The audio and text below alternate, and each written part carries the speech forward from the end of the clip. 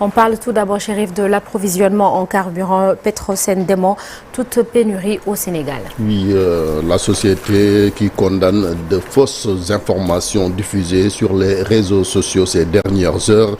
Certains canaux, messagerie faisant état d'une telle situation. Face à cette rumeur, la direction générale de Petrosen tient à démentir formellement et sans équivoque ces informations jugées insidieuses, infondées et susceptibles de semer le doute et la confusion. C'est pourquoi il informe notamment le public, ses partenaires et l'ensemble des acteurs du secteur de l'énergie qu'à ce jour, aucune perturbation de l'approvisionnement national en produits pétroliers et gaziers n'est signalée. Le dispositif national d'importation, de stockage et de distribution de produits pétroliers fonctionne normalement en coordination avec les autorités compétentes et les acteurs du secteur, a donc ajouté Petrosen dans un communiqué sur le NATA. Et toujours dans l'actualité à l'Assemblée nationale, les membres de la commission des lois convoqués ce lundi. L'ordre du jour porte sur l'examen de la loi numéro 5/2026 modifiant l'article 319 de la loi 65-60 du 21 juillet 1965 portant code pénal modifié. Il faut rappeler que l'Assemblée nationale sera en plénière ce mercredi pour le vote de ce projet de loi qui prévoit de doubler les peines encourues pour les relations entre personnes de même sexe, les rendant possible donc passible de 10 ans d'emprisonnement. C'est donc une modification de cette loi portant code pénal. Les députés seront en plénière après cette rencontre de la commission des lois aujourd'hui. Alors hier, c'était le 8 mars, Chérif, célébration toute particulière de la Journée internationale des droits des femmes à Matam. À Matam, notamment à Wendou Bosea, les femmes des 4 communes de l'arrondissement des Agnam se sont retrouvées arborant des brassards rouges, donc sous forte canicule, pour exiger la libération du maire de cette localité, Farbangom. Compte rendu Ali Bandel Niang.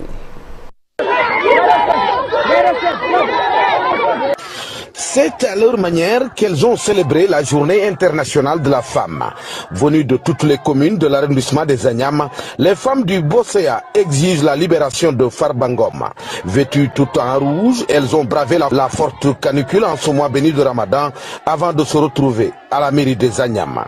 Les femmes de Bosea élèvent leur voix non seulement pour défendre leurs droits, mais aussi pour rappeler les valeurs de justice, de solidarité, d'humanité qui fondent notre société. Aujourd'hui, nos corps sont tournés vers notre maire, honorable député Farbangom, injustement emprisonné et actuellement malade. Celui que nous connaissons tous n'est pas seulement un élu local, il est un défenseur constant de la cause des femmes. À travers ses actions, son écoute et son engagement, il a toujours soutenu les initiatives des femmes, encouragé l'autonomisation des femmes et porte haute la voix des mères, des sœurs et des filles de notre communauté.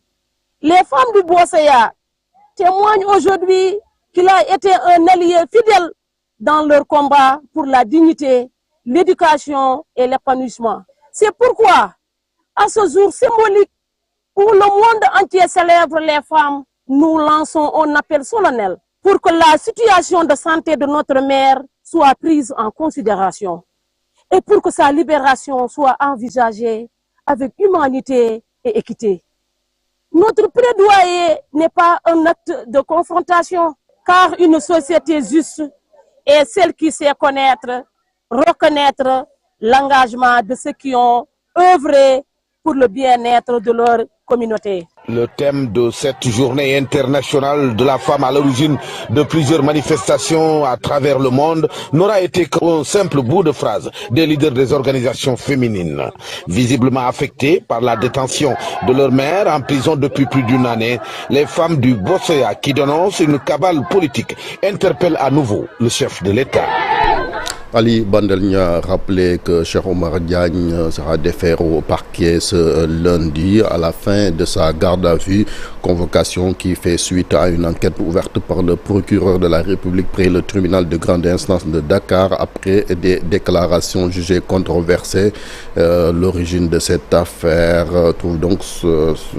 trouve son origine dans une sortie de Cheikh Oumar Diagne qui avait affirmé sur un plateau de télévision que le Premier ministre serait le commanditaire de la mort de l'étudiant Abdoulaye Ba Sokhna Nata.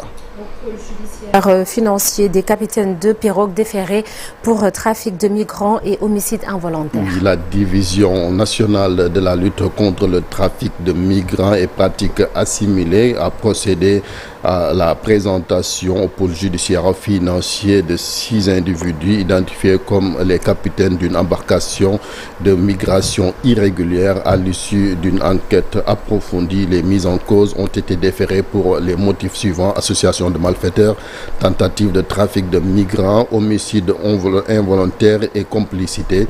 Il ressort d'une investigation sur la police que les prévenus ont reconnu avoir assuré la conduite d'une pirogue tentant de rallier les îles Canaries.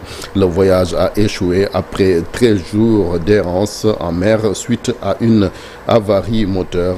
Contraints de rebrousser chemin, ils ont été interceptés par la marine nationale sénégalaise au large de Saint-Louis. C'est pourquoi donc ces individus ont été remis à la justice sénégalaise. Et on passe à l'actualité des sports, Chérif. Avec la Ligue 1, AGEL garde sa place de leader après sa victoire face au Jaraaf. AGEL de Rufisque Sokhna Nata qui a poursuivi sa dynamique victorieuse en battant le Jaraaf de Dakar, comme vous l'avez dit, 1-0 au stade Ngalandou Diouf en match comptant pour la 18e journée du championnat de Ligue 1. L'équipe rufisquoise a ainsi signé une 4e victoire consécutive à domicile grâce à une réalisation d'Ousmane Yeri Diakhaté à la 24e minute de jeu. Avec ce deuxième succès, AGEL de Rufisque conforte sa position de leader avec 36 points, soit 5 longueurs d'avance sur son dauphin, l'US Gorée. Les insulaires ont battu Dakar Sacré-Cœur 1-0. Donc les résultats de la 18e journée, les voici. Génération Foot qui bat Tenguej FC 1-0, Gorée Dakar Sacré-Cœur 1-0, Walidane qui bat Pikine 2-0, HLM et Cambérène 1 but partout. Linguère et Guédiawaye Football Club, c'est les banlieusards qui ont battu donc les Saint-Louisiens 3-1, Wakam Casasport 0 but partout et Stade de Mbour qui bat Sonacos 2-0. C'est tout? Oui, c'est tout. Merci beaucoup, Chérif. À tout à l'heure pour le journal en Wolof. Et ce sera sous forme de brève. Vous savez certainement que l'homme le plus suivi sur le réseau social TikTok est un Sénégalais âgé tout juste de 26 ans. Khaby Lam, de son vrai nom, Serigne Khaban Lam, est né le 9 mars 2000 à Dakar. Avec une impressionnante force numérique, l'Italien d'origine sénégalaise a cédé 51% de sa société de gestion d'images à la holding Rich Sparkle pour un montant estimé à 975 millions de dollars, soit plus de 500 milliards de francs CFA. Retour sur la vie de celui qui, en 2020, était au chômage un jour au Sénégal, un jour dans le monde. Et à suivre ce matin, le focus économie sur la campagne arachidière. Comment les agriculteurs s'en sortent-ils? Nos équipes se sont rendues à Kaolack et à Kaffrine. Le reportage sera tout à l'heure. La revue de presse est avec Cher Diop et la météo, c'est également dans la première partie. En attendant tout cela, l'actualité internationale.